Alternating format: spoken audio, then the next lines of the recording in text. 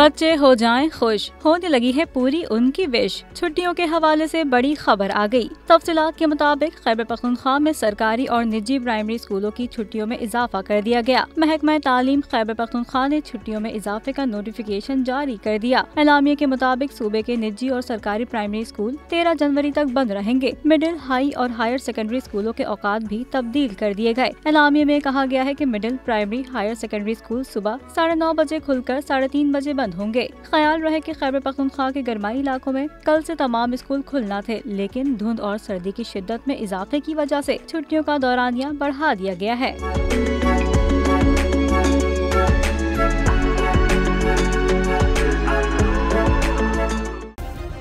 Subscribe करें और bell दबाएं ताकि कोई खबर रह न जाए।